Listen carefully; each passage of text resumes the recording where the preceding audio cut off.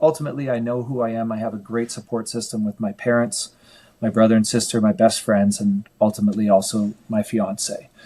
So that's one side of life. The other side, as you say the word anchor, it brings back a story. So as much as I feel rooted, I also feel like I'm going down a river. And this comes from a moment in my life, which I'm sure we'll get into a little bit more as we unpack transitioning from an athlete to what's next in life. Do you know a gentleman named Steve Weatherford? I do. I know Steve. Yeah, so Steve is a friend, and we did a few events together when I used to live in LA. And Steve challenged me one time.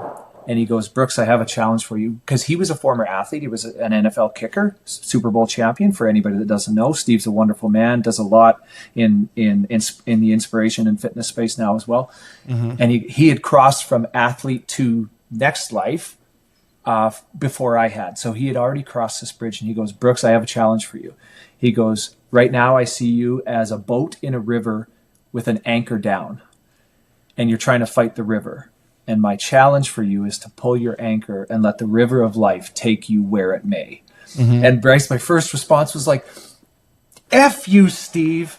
And I was like, because he was so right. But I was like, I was mad at, but I still wasn't over being an athlete. I hadn't accepted the end of my career. I hadn't accepted moving on. Just I was stuck. And he saw it as a boat.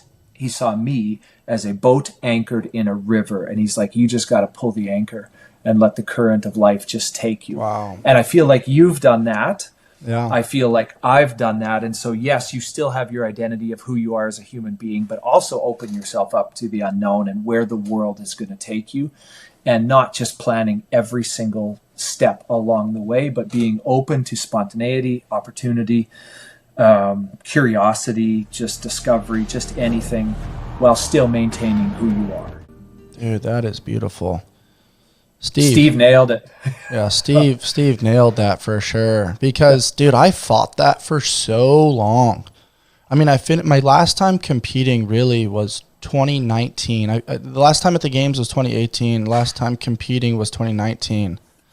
And I kept trying to hang on.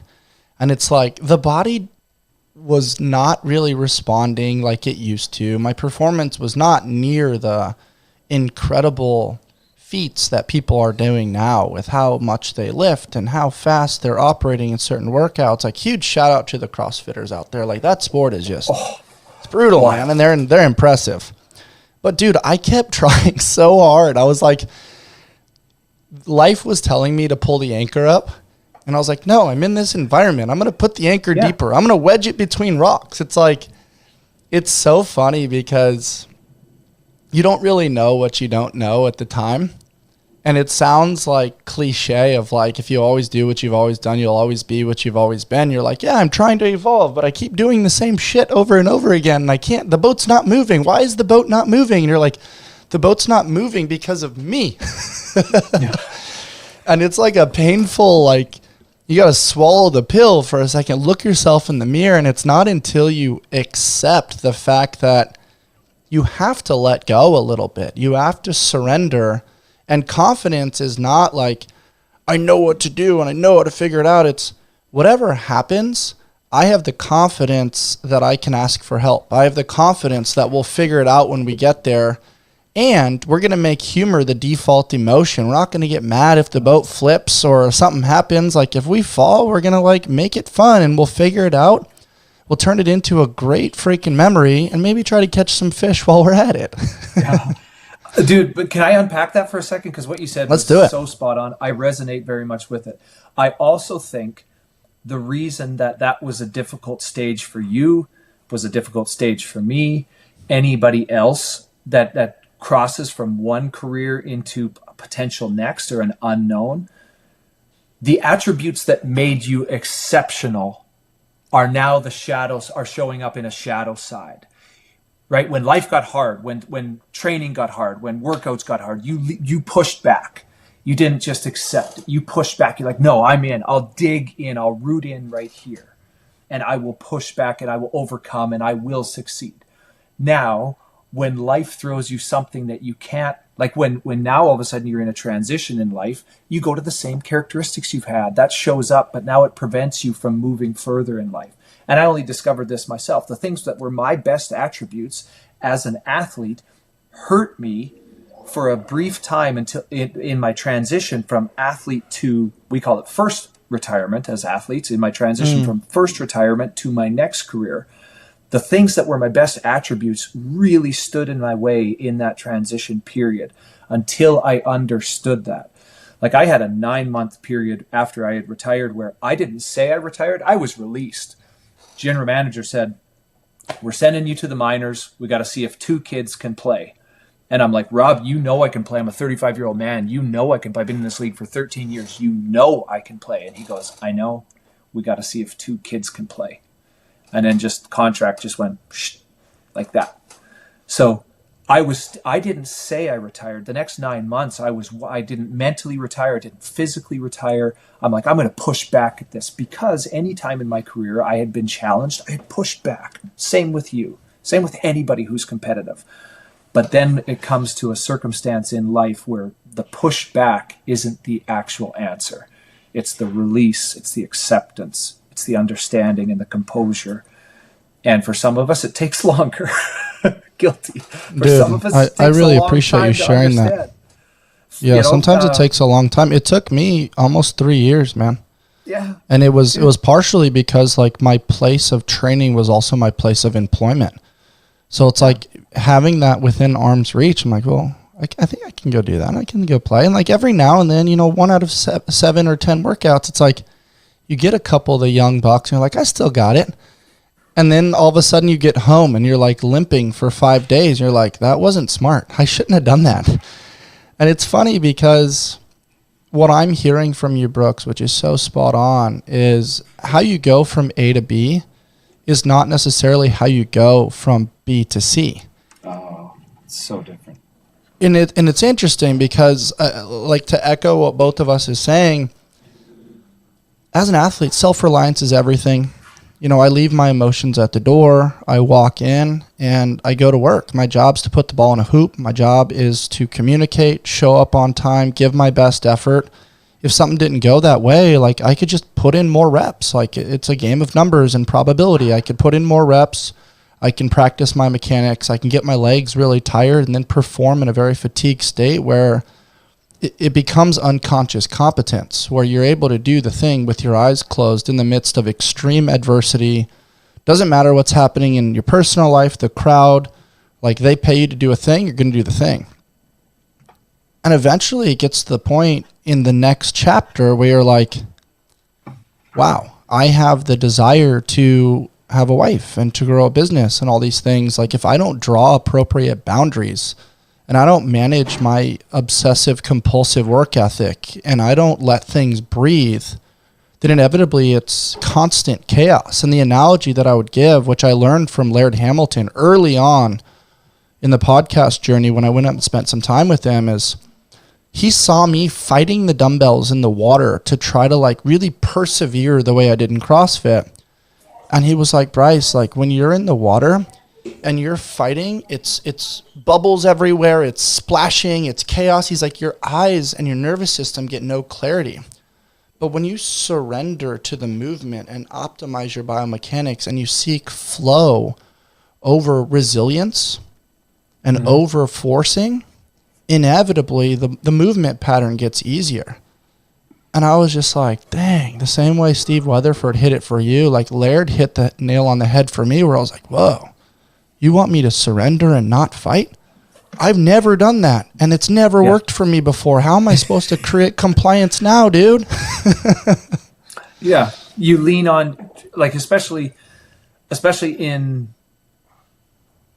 difficult times or testing times, you lean on your best skill sets, right? You go back to the root of who you were, but that doesn't always mean that that's the best set of skills for that scenario. And in fact, it's quite the wrong one, which you were just saying, like Laird was teaching you to be easy, flow, instead of fight harder and push.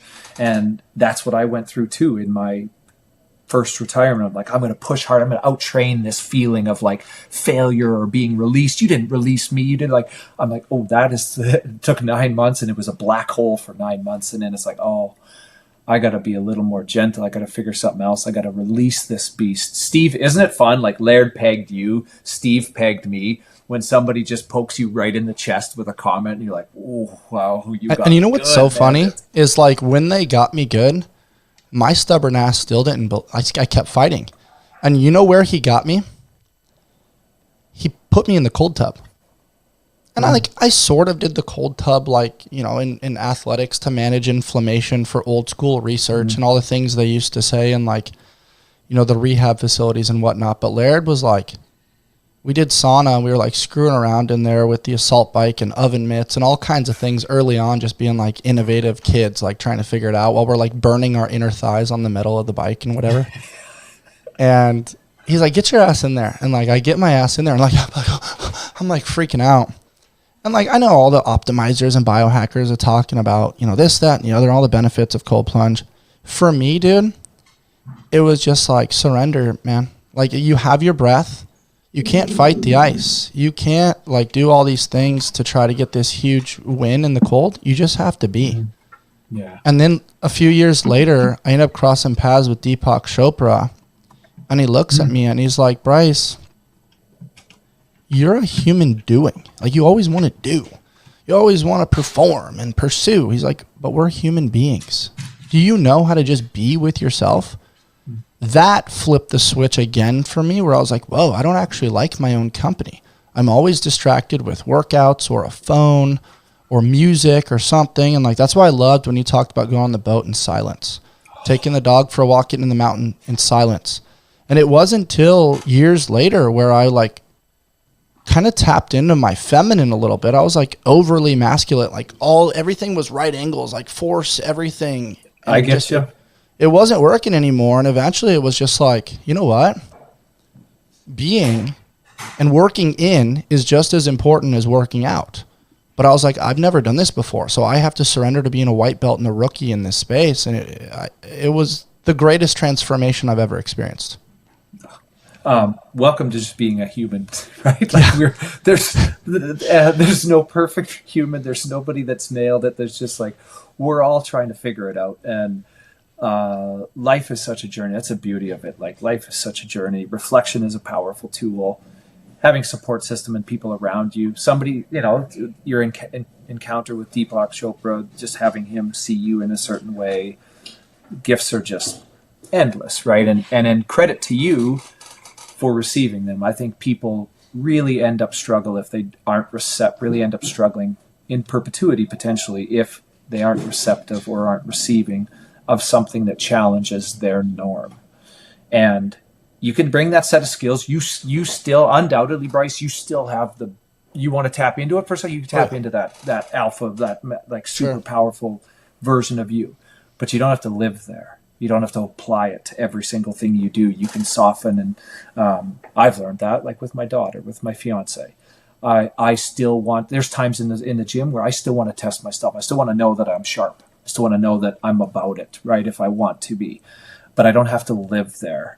And I think as athletes in our athlete stage, man, there's no such, you want to be best in the world at something. There's no such thing as balance. There's no such thing as like, it is a measured form of insanity to do that. And the attributes that can make you great in the arena can very, very, very much punish you in personal life, in relationship.